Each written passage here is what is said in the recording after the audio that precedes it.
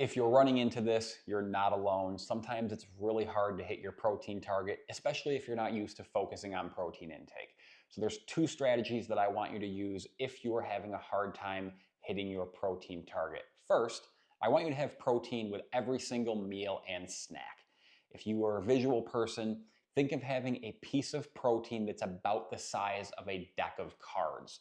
Another way you could do it is if you're creating a plate of food, I want 1/4 of your plate to be a protein source. Chicken breast, a piece of steak, some ground turkey, a turkey burger, whatever the case is. Usually a quarter of your plate could be about 4 ounces, maybe 5 ounces, and it's going to be about the size of a deck of cards. The next strategy is called front loading your protein. It's just a fancy way of saying to eat the majority of your protein earlier in the day. It's super stressful when you get to 4 o'clock and you're starting to think about your dinner and you realize you still have 60 or 70 grams of protein to hit before you get to your target.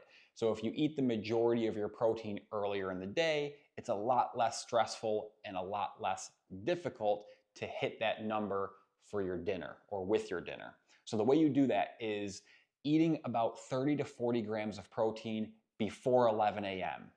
And then 12:30, 1 o'clock, have a high protein snack.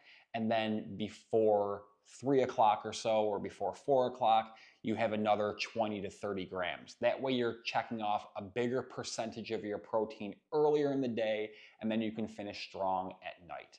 So however many grams of protein you have to eat for the entire day, try to get the vast majority of that knocked out earlier in the day. Think of having a protein shake after your breakfast and then having some non-fat Greek yogurt as a snack because it's super high in protein. Front load your protein and have protein with every single meal. That's going to get you on the right track to hitting your protein target if you're struggling.